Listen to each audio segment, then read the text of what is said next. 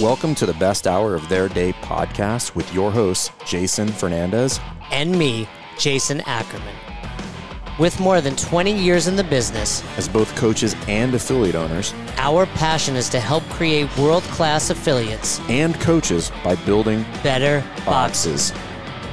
Welcome to the best hour of your day. Fern, I want to challenge you Challenge right accepted. now. Challenge accepted. All right, here you go. You heard it, Katie. I'm going to challenge Katie too. Coming after both of you today. Sure. I hope you're prepared to lose. Here we go. Let's, with the exception of your Pokey Kid, I know you are fascinated by the Pokey Kid. Have we found out who he is, by the way? I'm pretty sure I did, but I'm pretty sure he is under 18 years old. And so we're not going to talk about it. That's as far as we get. Clear your browser history now, Katie.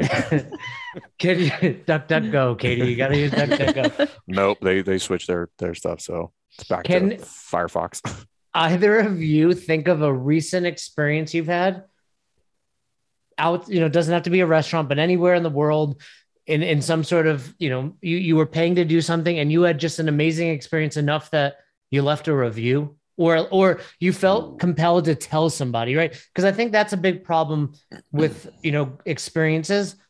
It's almost like the great ones are assumed, but when they're bad, we get mad and leave a review. I've always done this since being a small business owner. When I've had a good experience, I try to tell the person above that person, whether it's meaningful or not. Like if they hear about it, hopefully that leads to something beneficial for that person. But can you think of anything, either of you? Myself included, I'm thinking. Not recent, just because it's been hard to go a lot of places over the last several years. But I do have quite a few. But I have one in particular that still just really sticks out in my mind because it was so unusually good that it caught me off guard. Isn't that surprising though, in this world, like average is like what we've become known to accept. Well, that was kind of where, like, as you're saying, that's kind of where I was going in my mind, is that this idea of word of mouth, right? So there's a word of mouth, like everything's really good word of mouth. But I think there should be a lot more thought put into that, because if it's done really well, people almost can't not talk about it. Like if it's that good, think about anybody that that saw a movie that just like blew their socks off. Dude, you guys, we talk about, we got Katie literally to watch Ted Lasso. Right. Same thing. So right. The exact, so I was traveling yesterday back from a level 2, and Kristen and I were talking. Kristen Bowen, she's a flow master for CrossFit. And she and I kind of always exchange TV series, because there's like, just watch a TV series when you travel. You travel back and forth to West Virginia with her when you go work in like Raleigh? No, we flew to Charlotte. So we fly out of here, and we end up traveling together. But so think about this, right? So have you ever had somebody recommend a show that was garbage? Yeah. And then you hate that person for the rest of your life. Exactly. Right. But the flip side is they'll come back to you if it's good. They're like, that show was amazing. And then you have something to talk about. And I think if we kind of reimagine the idea of really providing top-notch service when people come in the door, and there's a little bit of a friction with this idea of, have you read the book Talk Triggers? No, I've not read that. So there's a book called Talk Triggers, and it's essentially not a gimmicky way, but it's a strategic means of creating things that people would talk about. So the DoubleTree does cookies. By the way, how awesome is that? You go to a DoubleTree hotel and you're like, yeah, I'll take a freaking warm chocolate chip cookie. Right. So that's their You think I've got this dad bod by not eating warm chocolate chip cookies? So there are Talk Triggers have value, but I do think you should be careful with regard to it. It can be gimmicky. If that's all it is, just a talk trigger about that thing, but it's not about the actual service, then I think it can be problematic. So I think understanding the idea of talk triggers and then trying to make your service the talk trigger, meaning that place is amazing. And sometimes people can't even explain why. They just go down the litany of reasons that they can't not go to this place. that becomes the talk trigger. And so where I was going to go with the mine was, so there's a resort, I guess it's a resort. I don't know if it's a resort or not, called Sea Island in Georgia. Georgia, Katie, not far. It's the Cloister. So, The what? it's the hotel is called the Cloister, and it's really nice. So Jess and I went there for our 10-year. Was our 10-year? I don't know. We went there for an anniversary years ago. No, it couldn't be 10-year. We just had 11. That makes sense. But anyway, we went there for different wife. Yeah. Ooh, sorry, babe. So we went there for our anniversary, and everywhere we went, this was ridiculous. Everywhere we went, to include the gift shops, people knew our names somehow. When we went to eat breakfast, Were you wearing name tags? No, no. And everywhere we went, and everywhere we went, everybody knew our name. When we checked in at when we drove through the gate, the guard knew our name. I don't even know how he somehow had our license plate for our rental car, which is kind of terrifying. And then when we got there, people like got us out of the car. They're like, Mr. and Mrs. Fernandez. Like, I mean, it was amazing. We sat down with the concierge. We went to dinner, and then our waiter booked like reservations for us, like for something the next day.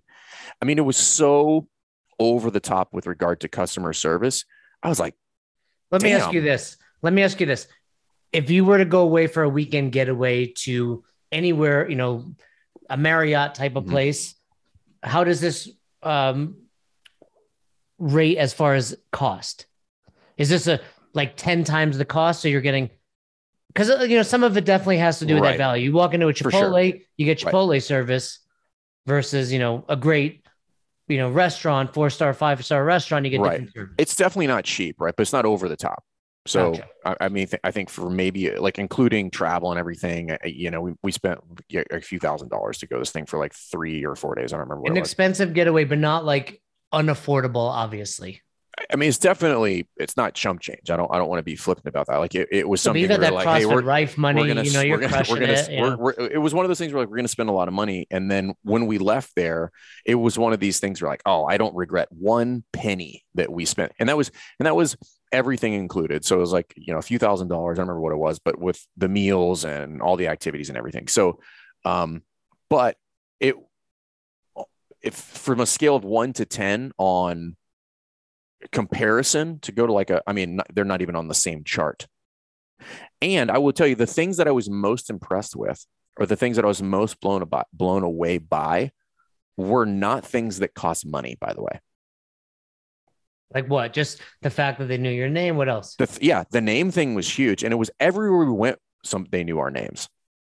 Like that's they had your room key was essentially, which is a good business tactic, was linked to your card on file. So if you had your room key, you could buy anything on the resort, no matter where you went. So it's like you don't even realize you're spending money. Exactly. Yeah. But so there's a convenience factor, but then there's a customer service factor. And then you obviously don't have to go over the top. You don't have to be charging the $1 billion. Which, by the way, boxes can learn from that. Hey, FitAid, Killcliff, O2. Hey, throw this on my membership. People don't realize they're spending $3 a pop 30 times a month. $90. If you were like, hey, give me $90 and you can have O2 every day, they'd be like, no. Well, so this is one of the pillars of retail, which is make point of sale very, very easy. So if you have something that's app based versus they have to go write their name down on something, or they have to get you to check out. But I mean, my members all the time, they're just on their phone, just walking out, and they're like, I think I might have stolen from you yesterday. I'm not sure. And I'm like, nope, I got your money. You're good. So that's one of them, but that convenience, and then combined with the customer service aspect of it, that was what I was most impressed. It's not, I mean, I've been in nicer hotels where I was, man, this is like, like crazy over the top. Like the room was very nice. Like it was a nice place, but that wasn't the part that made it really pleasant. The things were not what made it pleasant. The experience is what made it pleasant, right? And I know there's a lot that goes into the experiences they provide there, a lot of logistics and systems and all that stuff. But to be very candid with you, none of the things that they did that I found to be valuable were things that you couldn't implement in a CrossFit gym.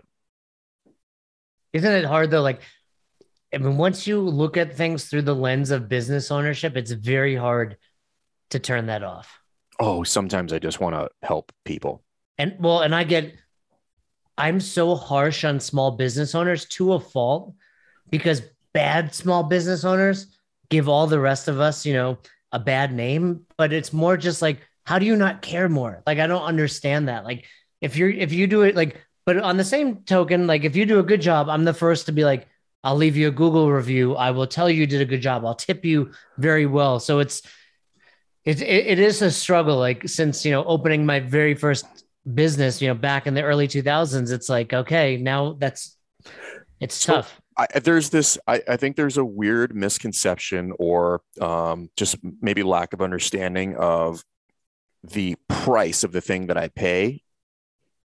It has to be high in order for me to get really good service. And when I say high, I mean really high. I'm talking about premium, high ticket, thousands of dollars. And there's a few companies right off the top of my head that would go against the grain on that thought. One of them would be Chick-fil-A. So Chick-fil-A's customer service So does Katie. is off the charts, particularly when compared to other. There's like they kind of made up their own like name for their style of services, like fast casual or something like that. Right. But if you were to compare the customer service, and I haven't been to many of these in years, but I could guess this pretty well. A Chick-fil-A versus a McDonald's versus a Burger King versus a Wendy's versus a Hardee's. Chick-fil-A doesn't even end up on the same chart as the other ones with regard to the interactions that you have with people, the efficiency with which you get through the line, and the amount of money that you spend and the meal that you get is probably not really that different. Let's be honest. No, I would say it's all the same when you talk those ones that you laid out there.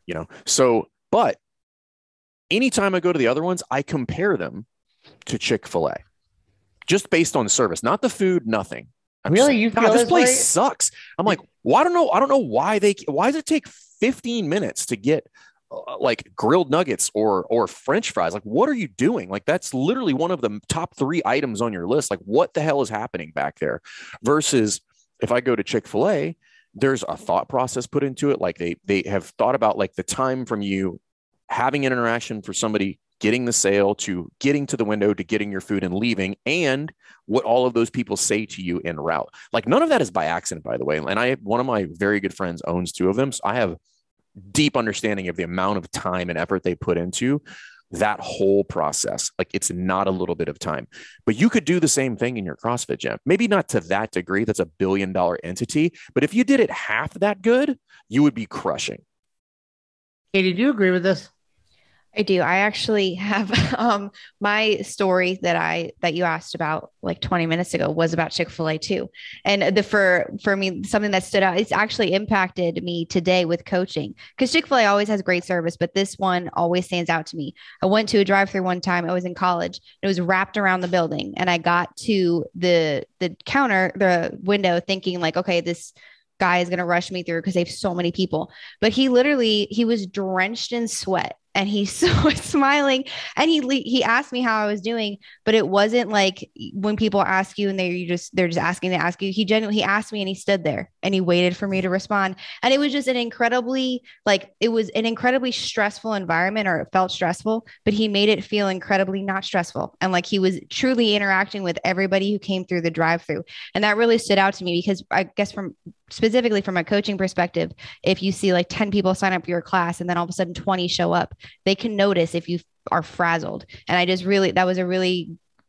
for some reason that always stuck with me, that takeaway of people can tell when you're frazzled, but just, you can still meet them where they're at, no matter if a wrench is thrown into the situation. So I have 2 follow-up questions. Okay. One, you see a line of cars. Why did you stay there? Like, I know that Chick-fil-A is Chick-fil-A through. Chick-fil-A gets you through no matter what. If I saw that at a Wendy's, I would be like, all right, I'm going to go somewhere else. Nowhere else with that line would I stop with Chick-fil-A. I'll be there through that line in 5 minutes. That won't even matter. Mm-hmm. Follow-up question. You weren't concerned that the person preparing your food was really sweaty? He wasn't. He was the greeter at the window, so he wasn't the preparer of the foods. But you could see like everybody was running around preparing the foods, but his job was to make you feel seen. And yeah, so I have a follow-up question. I have a follow-up question for you. You're really sweaty. Are you concerned about preparing your own food? I'm not preparing food, and I also feel like, as the chubbiest one on this team, I'm also the one that doesn't eat fast food. So you guys love Chick-fil-A, and this is not a put on. When we are near Chick-fil-A, I've seen Katie drool, like saliva. She drools aggressively. Not just straight out drooling, but I would venture You're to also guess the only most of our quarterfinal listeners- athlete on the team, Katie. We got to give it to you. Basically, I'm an elite athlete. And I eat Chick-fil-A. But I mean, Chick-fil-A, and I would venture to guess a lot of people who listen to the show would agree. And it's true. It's like Chick-fil-A is fast food, but there's something about it. There's an element of it it's the customer service. I really think it's that They've aspect also, of it. going back to what Fern said, they've done a really good job of getting it in your subconscious that this is not fast food. Like, well, I think that has to do with because of the experience, because everybody has a stigma about what fast food experience is like, which is nobody gives a shit at the register. You know, it comes out when it comes out, but you go there, and while the food it's good, it's not why it's fast food at the end of the day. Like, now they would take offense to that, whatever. But that's not why people really like Chick-fil-A. They like it because they have a positive experience there. Because if the food was just as good and there was no change to the menu, to the recipes, any of that stuff, and the experience was garbage, Chick-fil-A would not be Chick-fil-A.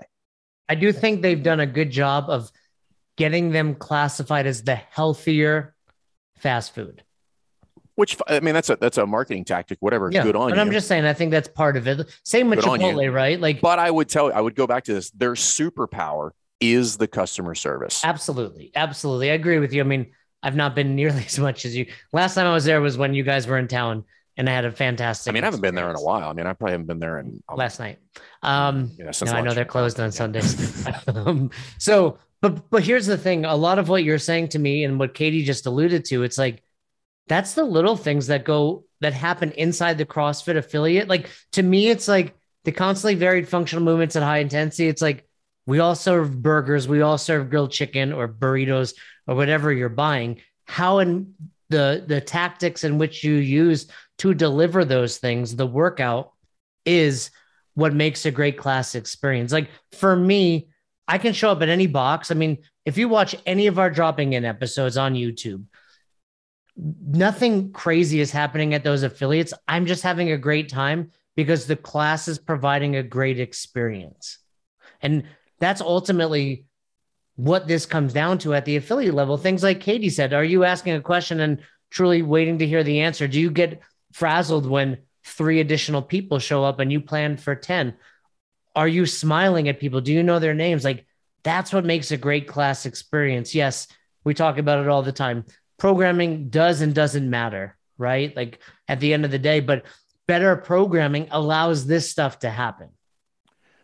Right. So, yeah. So, like, that's, if they didn't make good chicken sandwiches, none of that would be available. However, if every time you got there was raw or something happened, you'd be like, okay, customer service only goes so far. Like, I got salmonella. I can't eat this again. Right. So, but if you think about the things that they're doing, like what makes a great class experience, let's just go through a couple of things that I would consider low-hanging fruit that really make a good difference. Starting on time. Easy. Okay, let's just go with that. What did you say? But before you jump to that, starting on time also includes being there at least 5 minutes. I prefer 15 minutes early because you only start on time if you're there early enough to check people in and do all. If in other words, if class starts at 5 and you show up at 5, you're going to be late. On time is kind of relative. Some people are like, you got to be there 45 minutes early. On time is on time. That depends on you. And you're either on time or you're not. Like, you were either there prepared based on your skill set or you were not, so 5 minutes, 3 minutes, 12, I don't really care, but you need to start on time. And when starting on time means being prepared. If you're there with 2 minutes and you're on time and you're prepared and you're, shooting the shit for 2 minutes prior to, that's a great experience. So starting on time, finishing on time. Okay. After that, greeting people by their names and talking to them about non-fitness related stuff. How's your day? How are the kids? How's that project at the house going? Did you get that thing that we were talking about? All of that kind of stuff. Dialing up people's kind of, like, if you will, their special orders, right? Making sure that we scale everybody specifically for the workout. Even if that's scaling up, for instance, I know this is in your wheelhouse, Jay, meaning like just not moving fast and trying lifting moderately heavy weights, but I want you to do these sets of 4 unbroken. And I know that's a big ask of you, but I'm gonna push you a little bit today. I've got fired up. I got excited. Right. That's why you're sweating. So those things, making sure that everybody in the class gets something unique while they're there, right? Outside of scaling, but they get some sort of like coaching while they're there with regard to either their movement or their mobility, something like that. And then same thing on the way out, like make sure you get a cool down in, check in with everybody. How'd that go? Recap what happened in the workout. None of these things have anything to do with technical skill of teaching and movement. They're just looking at this lens of what is their experience, but looking at it through their lens instead of, we always typically tend to look at it through our lens, which is, I'm a really good coach. I'm great at gymnastics. Jay's good at, I don't know, something probably, and so we look at that and we say, okay, well, this is what makes a good coach. Me being good at my skill is what makes me a good coach. And this is the running joke that we talked about recently with regard to coaches and the pull-ups. Nobody cares. They care how they feel in the interaction. Whether or not you know what you're doing, that is going to be obvious as you make it your way through the class. And if you're really good at it, like if you are masterful at this thing, you'll be really good at it and nobody will know. Like they'll realize it like afterwards. They're like, damn, I don't even know how we did all of that because it was seamless, but I was having a good time the entire time. And I was like warm and I like worked out, had a good workout. It was fun and I don't feel like trash afterwards and it's on time. And I think if you can do that in the CrossFit space, you're really special because like you go to Chick-fil-A, at the end of the day, you're eating a spicy chicken sandwich and waffle fries, a milkshake. It's like, who doesn't feel amazing after that? But you go to CrossFit and you throw down like Fran or Diane or any number of terrible workouts, but people still leave wanting more or at least wanting to come back tomorrow. That's like, hey, this is going to really suck for the next 30 minutes, but I'm telling you what, at the end, you're going to want to come back tomorrow. I'll give a real-time example, and I'll give Donnie Forbes a shout-out for this. So we were working level 2. I don't like to give Donnie any shout-outs. I know, it's painful. But, however, shout-out, Donnie, in your deep, manly voice. Level 2, he had the day 2 workout, and there was 18 people in the course. We're at CrossFit Charlotte. The workout is that Andy's box? Andy Himmel's box, yep. How's he doing? He's actually doing. He wasn't there. But he's doing great. I think he's going to be working a seminar. I think he's back on the tour soon. Nice. But he was teaching the class. I don't remember what the exact. It was 5 rounds. It was sumo deadlift, high pull, toes to bar, double under. I don't remember the order, but doesn't matter. For listeners, level 2. Whoever is put in charge of the day 2 workout actually creates the workout themselves. Correct. They provide the lesson plan. They brief the lesson plan to the class beforehand, and they go execute the lesson plan. And then we debrief what just happened after that. So it's a really cool experience, I think, for the participants to see it get teed up, get to see it in action, and get to see the debrief afterwards. So he's taking them through the warm-up, the specific warm-up, and he's got progressions for everything, as we would recommend any good coach do. And he has 2 things happen in that. He gets first toes to bar and first double unders by taking somebody through those progressions in a class. At their level 2 for somebody, and this late, she was fantastic. Her name is Patricia.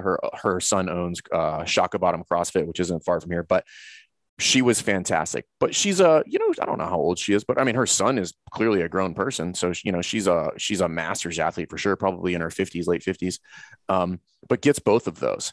And so if you're talking about like what makes a good class experience, that's what makes a good class experience. And Donnie doesn't know this lady, by the way. We met on Saturday. We didn't have to do any crazy special programming or ridiculous amount of assessments. It's like good coaching, checking in with people, assessing what their capacity is, taking them through a well thought out progression to get to the end state. And then not magically, they get there. That is what makes a good class experience. Again, using names, because I was doing the debrief. So I was watching the whole thing unfold and taking notes for the entire class. That's a well-run class. And I would argue that he didn't do anything that we would describe as sexy.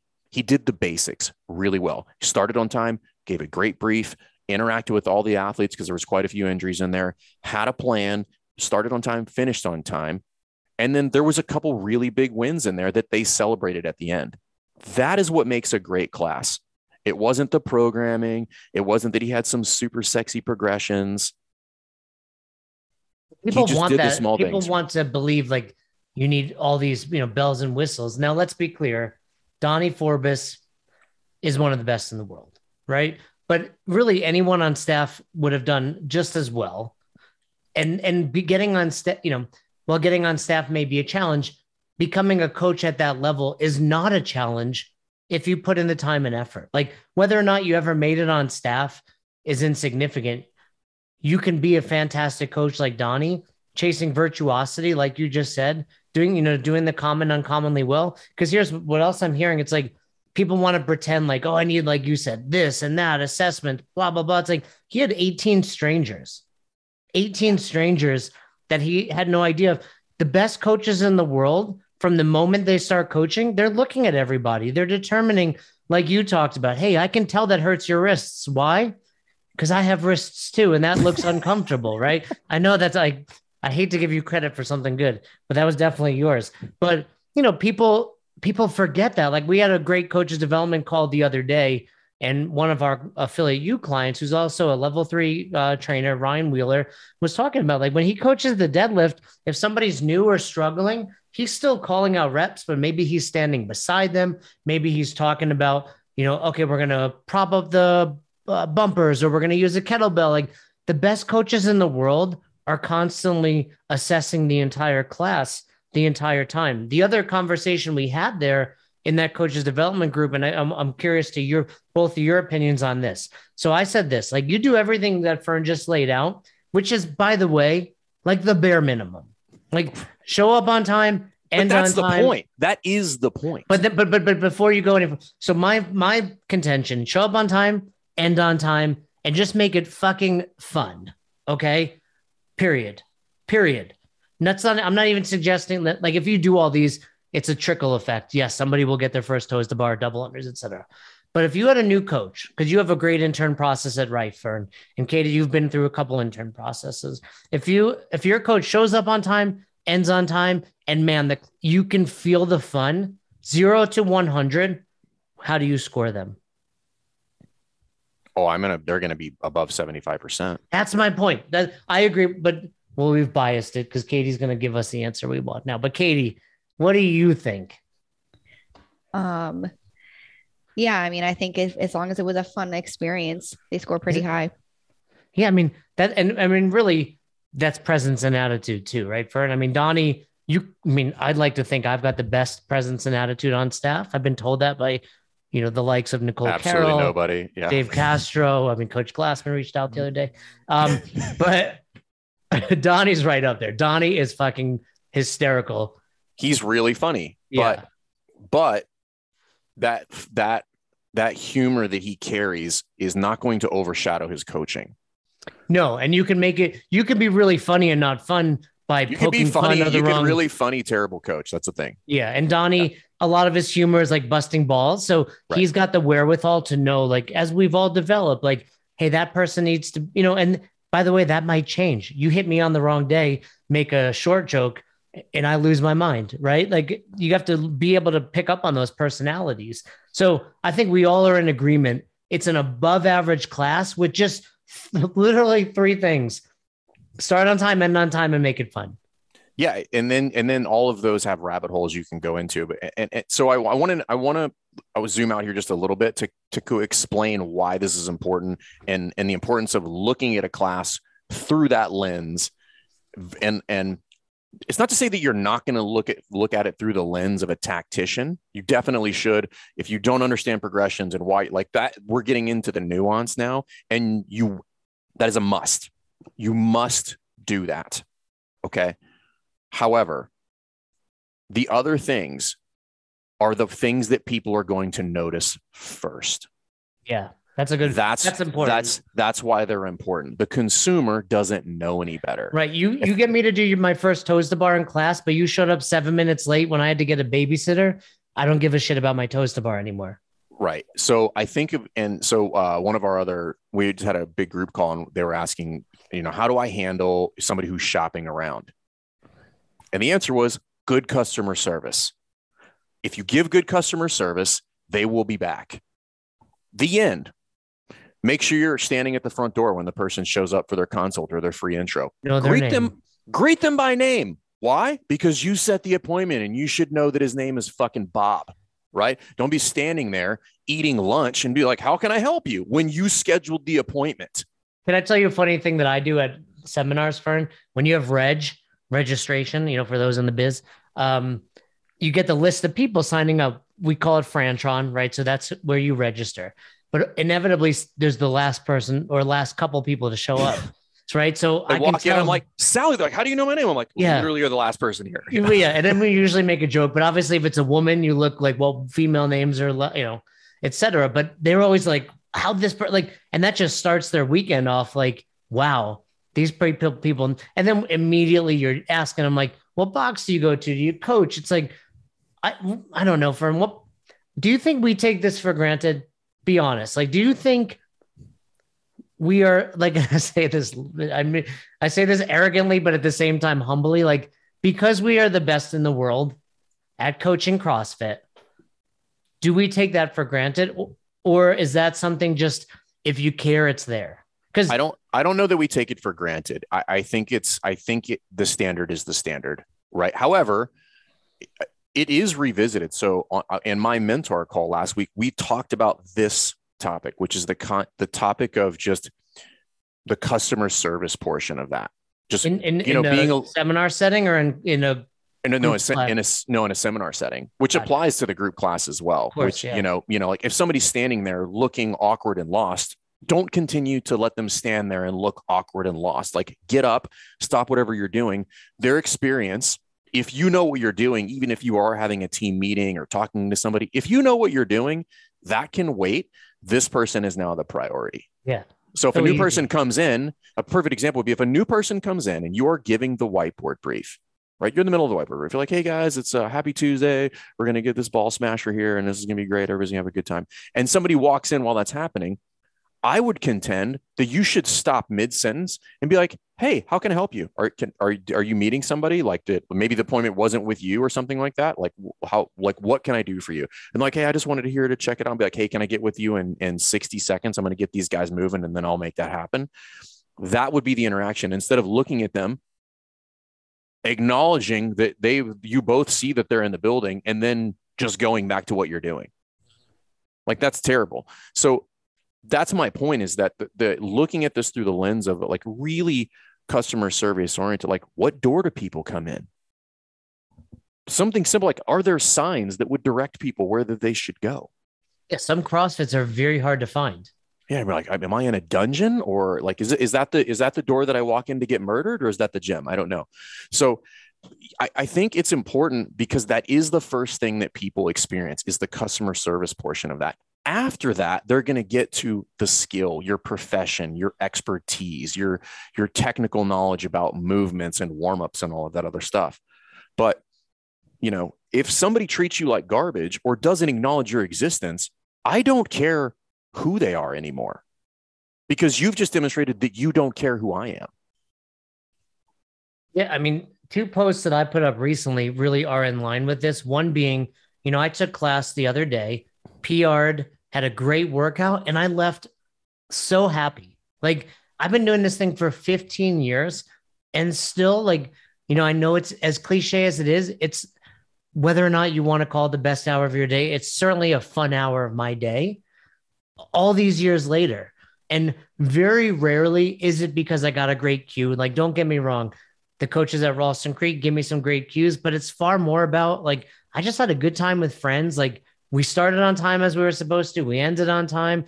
Yes, I hit a PR in the middle, and it's like that impacts the rest of my day. So I think this little stuff that might seem like insignificant is far more important. Yes, go learn the points of performance. Go practice your cueing. Watch movement. But This is like, if you're a level 1 just beginning, this is where it's at. And, the second part of that is at the greater whole of CrossFit, we all hear the negative chirping, whatever that looks like.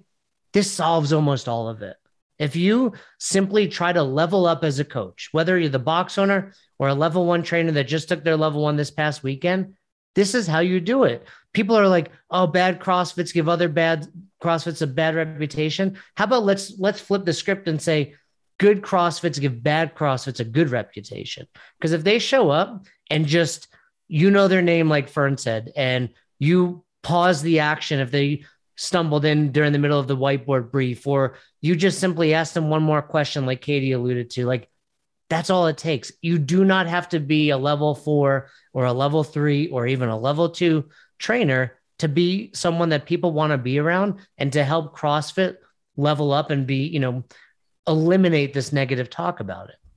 So here's the challenge to everybody. When you think about like what is a great class experience, think about it through the lens of the clients that come into your gym. What is their experience? Not what you and your coaching staff think it's like.